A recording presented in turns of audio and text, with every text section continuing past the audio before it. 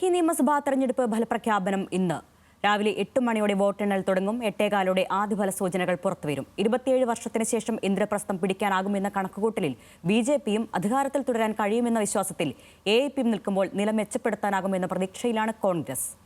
ഡൽഹിയിൽ ഇന്ന് ശരത്ലാലുണ്ട്. ശരത്ലാൽ, എല്ലാ കണ്ണുകളും ഇന്ന് രാജ്യതലസ്ഥാനത്തേക്കാണ്. ആര് വാഴും ആര് വീഴുമെന്ന ഒറ്റ ചോദ്യം മാത്രം. വോട്ടെണ്ണൽ എപ്പോൾ തുടങ്ങും? ആദ്യ ഫലസൂചനകളടക്കം എപ്പോൾ ആദ്യം വരും? Arunya, good morning. ഡൽഹിയിൽ നല്ല തണുത്ത കാലാവസ്ഥയാണ്. എന്നാൽ തെരഞ്ഞെടുപ്പ് ചൂടിന് ഇന്ന് തുടക്കമാവുകയാണ്. കാരണം കഴിഞ്ഞ 2 മാസമായുള്ള സംഘർഷഭരിതമായ പ്രചരണങ്ങൾക്കും ഇന്നലെയുള്ള നാടകീയ രംഗങ്ങൾക്കു ശേഷം ഇന്ന് 8 മണിയോടെ ആദ്യ ഫലസൂചനകൾ പുറത്തുവരും. 27 വർഷത്തിന് ശേഷം BJP അധികാരത്തിൽ വരുമോ അതോ 4ാം തവണ ആം ആദ്മി പാർട്ടി അധികാരം നിലനിർത്തുമോ എന്നതാണ് പ്രധാനപ്പെട്ട ചോദ്യം. ഈ ത്രികോണ മത്സരം എന്നൊക്കെ ആദ്യം പറഞ്ഞിരുന്നെങ്കിലും ത്രികോണ മത്സരം 6 മണ്ഡലങ്ങളിലേക്ക് മാത്രമായി ഒതുങ്ങുന്ന ഒരു കാഴ്ചയാണ് അവസാന ഘട്ടത്തിൽ നമ്മൾ കണ്ടത്. 192 വോട്ടെണ്ണൽ കേന്ദ്രങ്ങളാണ് ഡൽഹിയിൽ ക്രമീകരിച്ചിരിക്കുന്നത്. 5000-ഓളം തെരഞ്ഞെടുപ്പ് ഉദ്യോഗസ്ഥരാണ് വോട്ടെണ്ണുന്നത്. അതേപോലത്തെ 11 ജില്ലകളിൽ കൂടിയാണ് 192 കേന്ദ്രങ്ങളുള്ളത്. ആദ്യ ഫലസൂചനകൾ 8-8:15 ആദ്യ ഫലസൂചനകൾ ലഭിക്കുമെന്നാണ് തെരഞ്ഞെടുപ്പ് കമ്മീഷൻ വൃത്തങ്ങൾ പറയുന്നത്. ഏതായാലും 9 മണിയോടുകൂടി ഒരു 9-9:15 നമുക്ക് ഡൽഹി ആരുടെ കയ്യിലേക്ക് പോകുന്നു എന്ന് പറയാൻ കഴിയും. എന്നാലും ഇത്ര സംഘർഷഭരിതവും ഇത്ര ചൂടുപിടിച്ച ഒരു തെരഞ്ഞെടുപ്പ് ഡൽഹി ഇതുവരെ ദർശിച്ചിട്ടില്ല.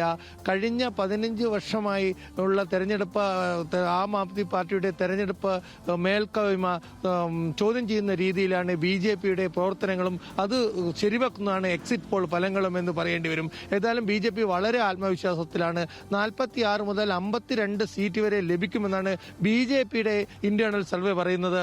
എന്നാൽ ആം ആദ്മി പാർട്ടി ആവട്ടെ, സഞ്ജയ് സിംഗ് ഇന്നലെ മാധ്യമപ്രവർത്തകരോട് പങ്കുവച്ചത് തീർച്ചയായും ഭരണത്തിൽ വരും. 46 സീറ്റിന് മുകളിലേക്ക് തങ്ങൾക്ക് ലഭിക്കും. ഇന്നലെ ആം ആദ്മി പാർട്ടിയുടെ 70 സ്ഥാനാർത്ഥികളുടെ യോഗവും ഇത് സംബന്ധിച്ച വിശകലനം നടത്തിയിരുന്നു. ഇതിനിടെയാണ് ആം ആദ്മി പാർട്ടിയുടെ സ്ഥാനാർത്ഥികൾക്ക് MLA സ്ഥാനാർത്ഥികൾക്ക് 15 കോടി രൂപ വാഗ്ദാനം ചെയ്തു വിജയസാധ്യതയുള്ള സ്ഥാനാർത്ഥിക്ക് എന്ന ആരോപണവുമായി ആം ആദ്മി പാർട്ടി ദേശീയ കൺവീനർ കെജ്രിവാളും രാജ്യസഭ MP സഞ്ജയ് സിംഗും രംഗത്ത് വന്നത്.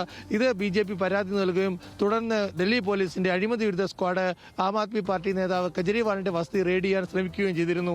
ഇതൊക്കെ ഇന്നലെ നാടകീയ രംഗങ്ങളാണ്. ഏതായാലും ഇന്ന് സംഭവിച്ചിടത്തോളം ഇന്ന് എല്ലാ കണ്ണുകളും വോട്ടിംഗ് കേന്ദ്രങ്ങളിലേക്കാണ്. എന്തായിരിക്കും ഡൽഹി തീരുമാനിക്കുന്നത്? ഇന്ദ്രപ്രസ്ഥത്തിലെ 1 കോടി 1.5 കോടിയോളം വരുന്ന വോട്ടർമാർ വിധി പറഞ്ഞു കഴിഞ്ഞു. അതിന്റെ വിധി എഴുതി കഴിഞ്ഞു. ആ വിധി പറയൽ മാത്രമാണ് ഇനി ബാക്കിയുള്ളത്. ഏതായാലും അരണ്യ, അത്ര വലിയ ഒരു രാജ്യം മുഴുവൻ ഉറ്റുനോക്കുന്ന തെരഞ്ഞെടുപ്പാണ്.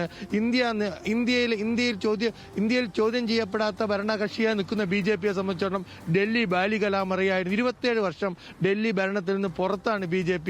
ഇത് BJPയെ സംബന്ധിച്ചിടത്തോളം എപ്പോഴും ഒരു തൊണ്ടയിൽ മുള്ളു തെറിച്ച അവസ്ഥയിലായിരുന്നു കെജ്രിവാൾ.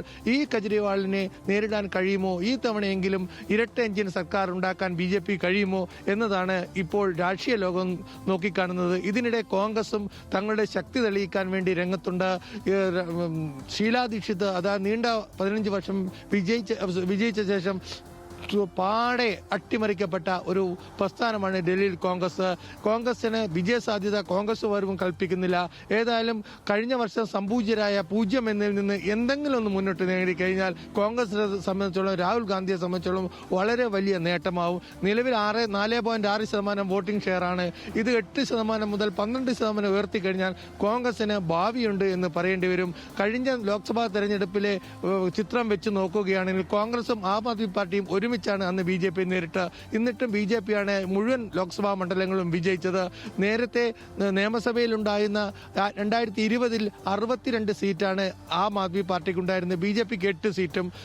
ഇതൊക്കെ വെച്ച് നോക്കുകയാണെങ്കിൽ നിലവിലുള്ള ഒരു സാഹചര്യത്തിൽ BJP തങ്ങളുടെ എണ്ണം കൂട്ടുമെന്ന് നിശ്ചയമായും പറയാൻ കഴിയും. ഭരണത്തോടടുത്തു എക്സിറ്റ് പോളുകൾ തെളിയിക്കുന്നത്.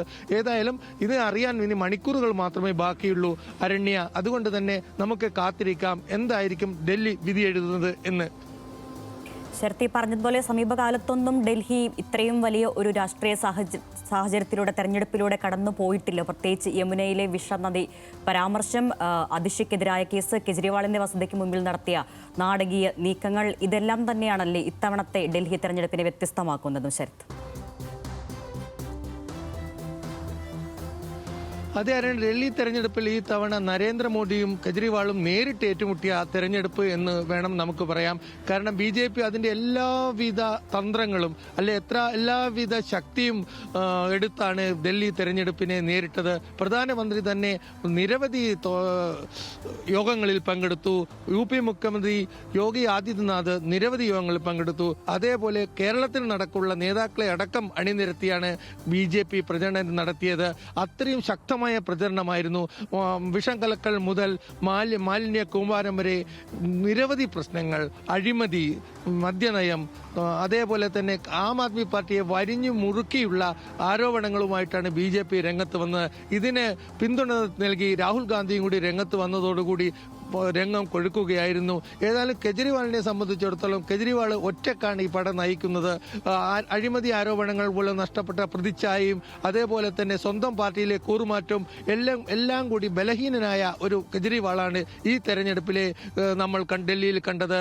നേരത്തെയുള്ള കെജ്രിവാളിന്റെ ഒരു ബലം അല്ലെങ്കിൽ ആ പ്രതിച്ഛായ അല്ലെങ്കിൽ ആ ആവേശമൊന്നും കെജ്രിവാളിന്റെ ആം ആദ്മി പാർട്ടിക്ക് ഈ തെരഞ്ഞെടുപ്പിൽ ഡൽഹിയിൽ കാഴ്ചവെക്കാൻ കഴിഞ്ഞില്ല. എന്നാലും ആം ആദ്മി പാർട്ടിയുടെ പ്രധാന പ്രതീക്ഷ പാവപ്പെട്ടവരും അതുപോലെ ഓട്ടോ തൊഴിലാളികളും റിക്ഷക്കാരിലും അതുപോലെ ചേരികളിലുമുള്ള വോട്ടർമാരിലാണ്. അതേപോലെ തന്നെ വെള്ളവും വൈദ്യുതിയും യാത്രയും സൗജന്യമാക്കിയ ഇടത്തരക്കാരിലാണ്. ഇതൊക്കെ ആം ആദ്മി പാർട്ടിയെ കൈവിടില്ല എന്നൊരു ഉറച്ച തീരുമാനമാണ്, അല്ലെ ഉറച്ച വിശ്വാസമാണ് കെജ്രിവാളിനുള്ളത്. ഈ വിശ്വാസമാണ് തങ്ങൾ തിരിച്ചു വരും എന്ന അദ്ദേഹത്തിന്റെ വാദത്തിന് അടിസ്ഥാനം. ഏതായാലും ഈ കെജ്രിവാൾ പറഞ്ഞ കാര്യങ്ങൾ നടപ്പിലാക്കി എന്നാണ് കെജ്രിവാളിന്റെ മുദ്രാവാക്യം. മറ്റവരൊക്കെ പറയുന്നു ഞങ്ങൾ പറഞ്ഞ കാര്യങ്ങൾ നടപ്പിലാക്കിയിട്ടാണ് നിങ്ങളുടെ മുന്നിൽ വരുന്നത് എന്ന വാദമാണ് കെജ്രിവാൾ മുന്നോട്ട് വെച്ചത്. BJP ഇതിനെ പ്രതിരോധിക്കുന്നത് അഴിമതിയാണ്, എല്ലാത്തിനും ഒന്നും നടന്നിട്ടില്ല, ഡൽഹി റോഡുകളില്ല, ഡൽഹിയിൽ വികസനങ്ങളില്ല, ഡൽഹിയിൽ സൗജന്യ വിതരണം മാത്രമേ ഉള്ളൂ, അത് ഞങ്ങൾ വന്നാലും തുടരും. അതുകൊണ്ട് തന്നെ നിങ്ങൾക്ക് കൂടുതൽ ഇരട്ട എഞ്ചിൻ സർക്കാരിന് റോഡുകൾ വേണം, അല്ലെങ്കിൽ അതേപോലെ തന്നെ പാലങ്ങൾ വേണം, അതേപോലെ തന്നെ വികസനം വേണം, നിങ്ങൾക്ക് ഇക്കാര്യങ്ങളൊക്കെ തങ്ങളും വാഗ്ദാനം ചെയ്യുന്നു എന്നാണ് BJP പറയുന്നത്. ഏത് വാഗ്ദാനം ജനങ്ങൾ സ്വീകരിക്കും എന്നത് അരണ്യ ഇന്ന് 8 മണിയോടെ നമുക്കറിയാൻ കഴിയും. ഇത് ജനങ്ങൾ തീരുമാനിച്ചു കഴിഞ്ഞു. ആ തീരുമാനം പുറത്തു വരുന്നത് ഇന്ന് 8 മണിയോടുകൂടി പുറത്തു വരും എന്ന് നമുക്ക് പറയേണ്ടി വരും.